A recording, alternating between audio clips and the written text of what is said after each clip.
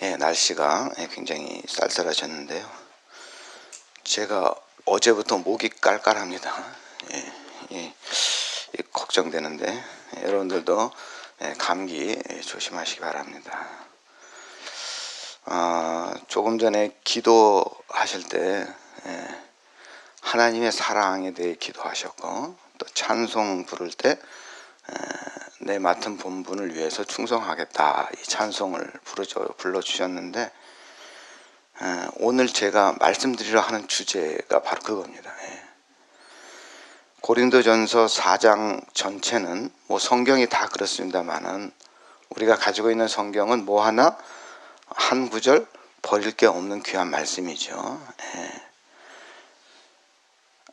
그래서 이 14장이 굉장히, 우리 고린도전서 4장이 말씀이 좋은 말씀인데 다 이 시간 말씀드릴 수는 없고, 두 가지를 중점적으로 오늘 말씀을 드리겠습니다.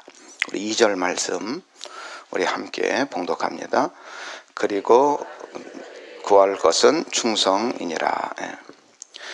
제가 군대 생활할 때, 경례할 때 충성이라고 경례를 했습니다. 쫄병일 때는요, 온 몸을 비틀면서 충성 막 이럽니다. 굉장히 하여튼간 내가 최선을 다해서 목소리를 크게 한다, 이런 걸 보여줘야 됩니다. 그러다가 이제 한 상병쯤 되면 충성 이렇게 하는 거죠. 그러다가 이제 제대할 때가 얼마 안 남았어요. 그러면은 약간 이제 장난기가 섞이죠.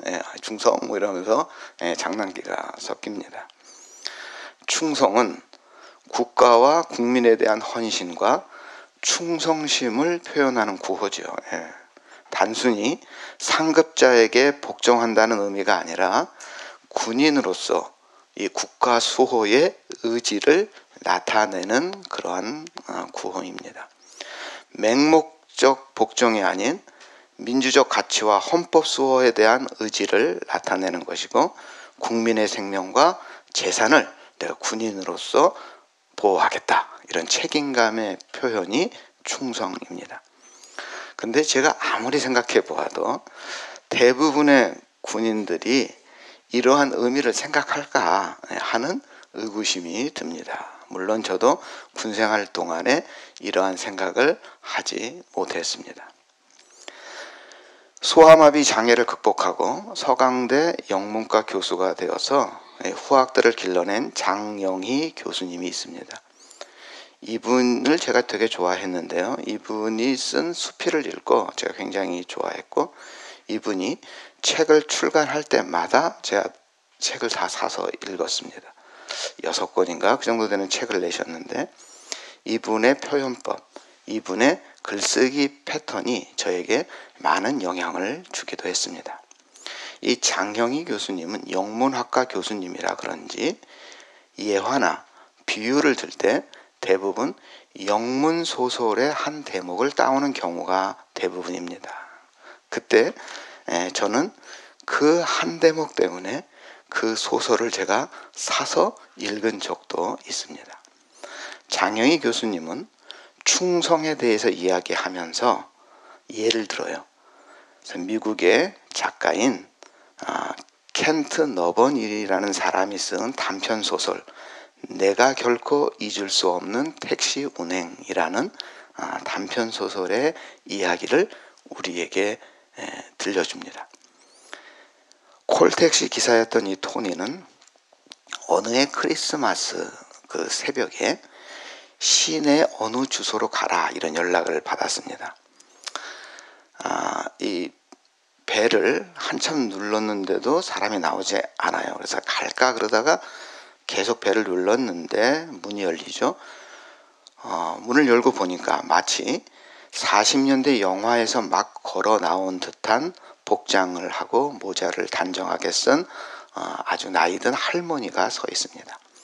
그 뒤로 보이는 방에 가구가 이런 게 있는데 그게 다 흰 천으로 덮여 있습니다. 차에 타자마자 할머니는 주소를 건네주면서 시내를 질러 가달라, 이렇게 부탁을 합니다. 이 택시기사 토니는 그러면 돌아가는 건데요. 괜찮겠어요? 그러자 할머니는 괜찮습니다. 난 시간이 아주 많아요. 호스피스 병원으로 가고 있거든요. 난 식구도 없고 의사 선생님 말이 이제 갈 데가 얼마 안 남았다고 하더군요. 어둠 속에서 할머니의 눈에 이슬이 반짝였습니다. 이 토니는 요금 미터기를 껐습니다. 무슨 말인지 아시겠죠? 택시 그 요금 미터기를 껐습니다. 그로부터 2시간 동안 토니와 할머니는 함께 조용한 크리스마스 새벽 거리를 드라이브합니다. 이 할머니가 젊은 시절 엘리베이터 걸로 일하던 빌딩에 가보기도 하고 처음으로 댄스 파티에 갔던 무도회장, 또 신혼 때 살던 그 동네 이렇게 천천히 드라이브합니다. 때로는 어떤 건물 앞에 차를 세우고 그냥 오랫동안 어둠 속에 쳐다보기도 하고 어슴풀의 날이 밝아오자 이제 할머니는 이제 피곤하군요. 이제 그만 갑시다. 그리고는 병원에 도착합니다. 토니는 할머니를 안아주며 작별 인사를 합니다. 그때 할머니가 자네 덕분에 이 늙은이의 마지막 행복을 줘서 너무 감사합니다. 이렇게 감사 인사를 하죠. 이후에 시간이 흘러서 이 택시 운전사 토니도 나이를 먹어 늙게 됩니다. 요양병원으로 가게 되죠. 그날 토니는 그 옛날 그 할머니를 생각합니다. 난 그날 밤 한참 동안 할머니를 생각하며 돌아다녔어. 그때 내가 경적만 몇 번 울리고 떠났더라면, 그래서 크리스마스 날 당번이 걸려서 심술난 다른 택시기사가 할머니에게 불친절하게 돼 있다라면, 돌이켜보건대 난 내 일생에 그렇게 위대한 일을 해본 적이 없는 것 같아. 내가 대통령이었다 해도 아마 그렇게 중요한 일은 하지 못했을지 몰라. 이렇게 회상을 합니다. 이 장영희 교수님은 이 이야기를 들려주면서 충성에 대해 설명합니다. 토니가 요금 미터기를 끈 그 순간이야말로 충성의 순간이었다 하는 것입니다. 자기 속에 있는 가장 아름다운 존재를 불러낸 순간이었다고 설명합니다. 한 푼이라도 더 벌기 위해 일하던 택시기사 토니가 할머니 외로움과 쓸쓸함에 공감하는 사람으로 바뀌는 그 순간이야말로 충성의 순간이고 은총의 순간이었다. 이 택시 운전사 토니는 자기도 모르게 하나님의 마음과 일치를 이룰 수 있었던 것인데 이것이 바로 충성이다 하는 것입니다. 지극히 작은 것에 충성된 자는 큰 것에도 충성되고 지극히 작은 것에 불의한 자는 큰 것에도 불의하니라. 누가복음 16장 10절 말씀입니다. 성경에 나오는 예수님의 제자들, 사도들만 그리스도의 일꾼이 아닙니다. 하나님의 심오한 진리를 맡은 그 길을 걷도록 부름받은 우리 모두가 다 그리스도의 일꾼이고 하나님의 비밀을 맡은 자들입니다. 그리고 맡은 자들에게 구할 것은 주인에 대한 충성입니다. 자기가 할 일을 분명히 알고 사는 사람은 어떤 생의 시련이 닥쳐와도 흔들리지 않는 것이죠. 예수님이 그 삶의 그 십자가 마지막 순간까지 흔들리지 않으셨던 것은 중심을 붙들고 계셨기 때문인데 그것이 바로 하나님에 대한 충성입니다. 우리 사람들은 내가 세상으로부터 잊혀진다 하는 것이 사실 굉장히 두렵습니다. 여러분 어린이들 한번 생각해 보세요. 갓난 그 작은 유치원생들 이들이 막 어른들 앞에서 막 재롱 부리죠. 왜 재롱을 부립니까? 자기들의 존재감을 드러내는 것입니다. 그런데 그 재롱 부리는 걸 보다가 이제 그걸 그만 보고 이제 어른들끼리 얘기합니다. 그러면 이 아이들이 어떤 행동을 합니까? 자기들의 존재감의 순간 상실되는 걸 느끼는가 봐요. 그러니까 이 어린이 아이들이 자기들의 존재감을 드러내기 위해서 과도한 행동을 하죠. 그렇죠? 예의에 벗어난 행동을 막 하기도 하고 그럽니다. 이유는 자기의 존재감을 드러내기 위함입니다. 어떤 공동체든지 어떤 모임이든지 사람들은 자기에게 주어진 합당한 자리, 그것이 주어지지 않는다고 생각하면 자기의 존재감을 드러내기 위해서 갈등을 하기 시작합니다. 고린도 교회가 여러 파로 분열된 것도 따지고 보면 진리를 지키기 위한 것이 아니라 자기의 존재감을 나타내기 위한 주도권 다툼 때문이었습니다. 고린도 교회는 바울파, 아볼로파, 게바파, 그리스도파로 나뉘어 있었다고 하는데, 이것은 고립에 대한 본능적인 두려움을 가지고 있는 사람들이 누군가 뒤에 줄을 섬으로써 자기의 존재를 확인받고 싶었던 것입니다. 외부의 압력이 없는데도 의식적으로 또는 무의식적으로 타인의 영향을 받아 행동하게 되는데, 이것이 병적으로 되면 결국 패거리주의가 되고 연고주의가 되는 것입니다. 패거리주의가 판을 치는 곳에는 진리가 자리할 수 없습니다. 사도 바울은 고린도 교회에 갑자기 이 패거리주의가 등장한 것을 바라보면서 너무나 기가 막혔고 심란했고 편지까지 쓰게 된 것이죠. 우리 8절 말씀 우리 함께 읽겠습니다. 너희가 이미 배부르며 이미 풍성하며 우리 없이도 왕이 되었도다. 우리가 너희와 함께 왕 노릇하기 위하여 참으로 너희가 왕이 되기를 원하노라.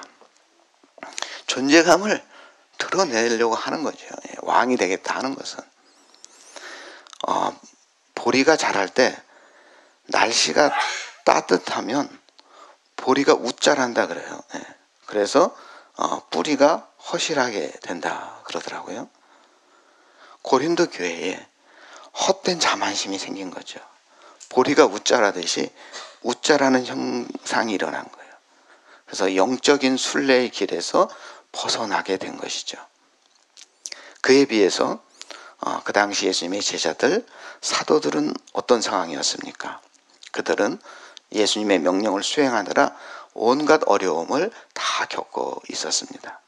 아무도 맞아주는 이가 없는 낯선 환경 속에 들어가서 복음을 전했고 온갖 고난을 다 겪었습니다.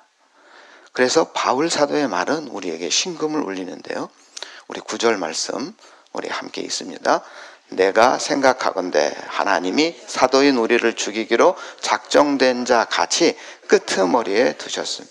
우리는 세계 곧 천사와 사람들에게 구경거리가 되었다. 이 끄트머리가 중요한 단어인 것 같아요. 이 9절 말씀은 이제 로마 장군들이 전쟁에 나가서 승리했고, 승리하면 개선 행렬을 하잖아요. 그러니까 전쟁에서 승리한 장군들이 위풍당당하게 거리를 행진합니다. 그 행렬에 맨 끄트머리에 누가 등장하느냐? 포로들이 등장합니다. 포로들을 굴비 엮듯이 이렇게 끌고 가는 거죠. 끄트머리가 그런 의미입니다. 이 포로들은 검투사의 칼에 찔려서 죽임을 당하기도 하고 사자 밥이 되기도 하고 원형 경기장에 모여든 그 많은 군중들을 위해서 죽어가는 사람들인 거죠. 바울은 복음을 전하는 자들의 운명이 그 끄트머리 포로들과 같다 그렇게 말하고 있어요. 구경거리다. 굴욕을 당한다는 말입니다. 사도 바울은 십자가의 말씀이 멸망당하는 자들에게는 어리석은 것이지만 구원을 받는 사람들에게는 하나님의 능력이라 이렇게 말했습니다. 사도들은 예수 그리스도로 인해 어리석은 자가 되었습니다. 사람은 다 누구나 안락함과 평안함을 구하는데, 하지만 사도들은 그리스도를 전하기 위해서 온갖 고생을 마다하지 않았습니다. 이러한 열정과 헌신의 근원이 무엇입니까? 이러한 시련을 피하지 않는 이유가 무엇입니까? 그것은 바로 예수 그리스도, 그 마음이죠. 그리스도의 마음으로 세상을 보니 세상은 불난 집과 같아 보입니다. 불이 난 줄도 모르고 세상 사람들은 욕심의 잠에 깊이 빠져 있습니다. 하찮은 것들에 정신이 팔려서 불이야 외치는 소리에도 들은 척도 하지 않습니다. 사도들은 그들이 불쌍해서 견딜 수가 없었던 것이죠. 그래서 사도들은 자기 옷에 그 불이 옮겨 붙는지도 모른 채 동분서주하면서 복음을 전하고 있는 것입니다. 대체 이러한 희생과 수고를 통해 사도들이 얻는 것이 무엇입니까? 물론 사도들은 하나님 나라의 상속자들입니다. 하지만 세상에서도 사도들은 편안하게 살고 싶고 잘 살고 싶겠죠. 그러나 아무 대가가 없었습니다. 그 대가는 끄트머리였습니다. 사도들은 자기의 손으로 일하고 고된 노동을 했습니다. 사도들은 도움을 받기를 거절했습니다. 복음을 전하는 일에 지장을 줄까 싶어서였겠죠. 게다가 사도들은 욕을 먹으면서도 도리어 그들을 축복해 주었습니다. 박해를 받으면서도 비방을 받으면서도 그들에게 좋은 말로 응답했습니다. 이것 또한 세상 사람들이 이해할 수 없는 행동이었습니다. 로마 시대에는 모욕을 받으면 비방을 받으면 맞서 싸우는 것이 명예로운 태도라고 생각했습니다. 굴종을 받아들이고 참는 것은 노예라고 생각했습니다. 그런 상황 속에서 상대의 압도적인 힘 때문에 저항다운 저항 한번 못하고 물러선다고 오해를 받을 수 있는 상황임에도 불구하고 그들은 그 모든 것들을 다 감당해낸 것입니다. 자, 그렇다면 이런 안타까움과 이런 정말 굴종과 이러한 비방과 이런 모욕이 마음속에 계속 쌓이지 않을까요? 정말 그 한이 맺히지 않을까요? 그런데 아무리 보아도 예수님의 제자들 사도 바울에게는 그러한 그늘이 보이지 않습니다. 십자가에 달리신 예수님께서 당신을 조롱하는 무리들을 용서해달라고 기도하셨습니다. 나를 비방하고 모욕하는 일을 축복해 주셨습니다. 쉬운 일이 아니죠. 예수님의 십자가를 짊어진 예수님의 제자들 사도들도 이것을 실행해 내고 있었던 것입니다. 우리 13절 말씀 우리 함께 있습니다. 비방을 받은 즉 권면하니 우리가 지금까지 세상의 더러운 것과 만물의 찌꺼기 같이 되었도다. 끄트머리라는 표현이 있었고 여기서 무슨 표현이 나옵니까? 찌꺼기라는 표현이 나옵니다. 사도 바울은 이 세상 만물의 찌꺼기 같이 되었다 이렇게 고백합니다. 이 말은 자기 비하처럼 들립니다. 바울 사도가 여기에 사용하고 있는 끄트머리, 찌꺼기라는 말은 그냥 괜히 해보는 소리가 아닙니다. 2000년 전, 3000년 전에 고대 사회에 뭔가 원인을 알 수 없는 불행한 일이 발생합니다. 천재지변이 납니다. 역병이 돕니다. 그러면 어떤 일을 했는지 아십니까? 그 구성원 중에 가장 무가치하다고 판단되는 사람들을 희생시키는 바다에 던지기도 하고 제물로 바치기도 하는 그러한 관습이 있었죠. 그들에게 그 사회나 공동체의 죄를 전가하는 것인데 일종의 희생양인 셈이죠. 바울은 자신들이 그런 취급을 받고 있다고 말하는 것이죠.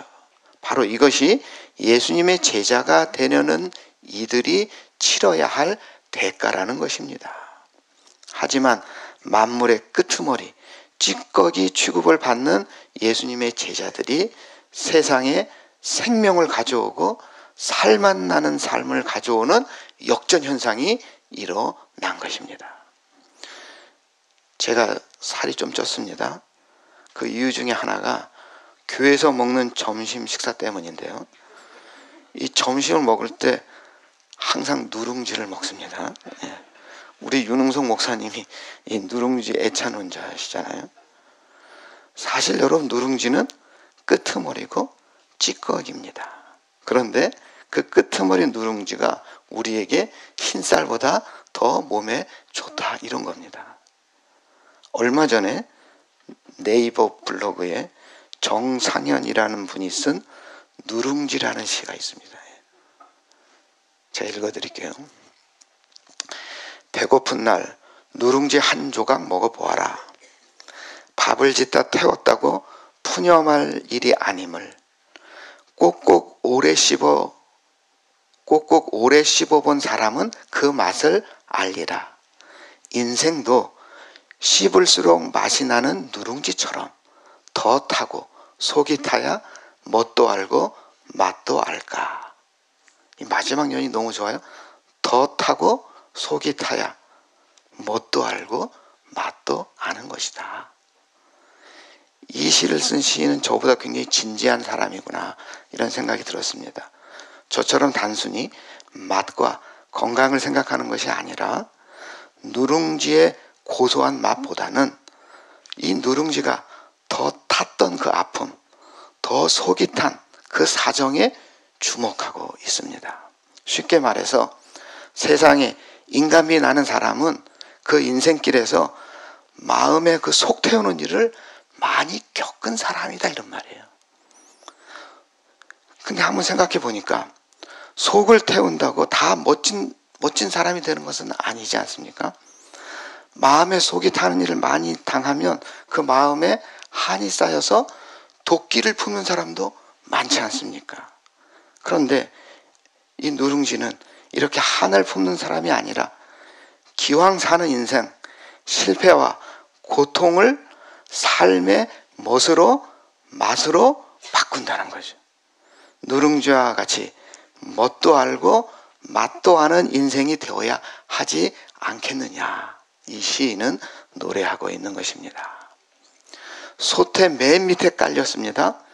가장 뜨거운 그 불을 가장 먼저 받습니다. 그리고 맨 나중까지 누룽지가 그걸 다 견뎌냅니다. 그래야 고소한 맛을 품듯이 세상의 끄트머리처럼 찌꺼기처럼 천대받던 예수님의 제자들, 사도들이 세상에 살맛을 전해주는 이 역설, 이것이 놀랍지 않느냐 하는 것이 사도 바울의 고백인 것입니다. 사람들에게 비난받고 버림받았던 예수님이 참 생명의 길을 열어주셨습니다. 우리는 이러한 십자가의 역전, 십자가의 신비를 믿는 사람들입니다. 하나님은 우리 각자에게 맡겨주신 소명이 있습니다. 우리의 그 소명이 크던 작던 눈에 띄던 그렇지 않던 주님께서 우리에게 원하시는 것은 단 한 가지, 충성입니다. 택시기사 토니가 요금 미터기를 끄는 그 순간처럼 우리가 누군가의 외로움을 품고 하나님의 마음으로 섬길 때 그것이 바로 우리 하나님이 기뻐하시는 참된 충성의 순간인 것입니다. 누룽지는 그 끄트머리 밑바닥에서 불을 견뎌내야만 고소한 맛을 냅니다. 우리의 인생도 똑같습니다. 때로는 속이 타고 마음이 아플지라도 그 과정을 통해 우리의 믿음의 향기, 은혜의 맛을 내는 사람이 될 수가 있는 것입니다. 이러한 역전의 은혜를 누리시는 우리 성도님들이 다 되시기를 주님의 이름으로 축원합니다.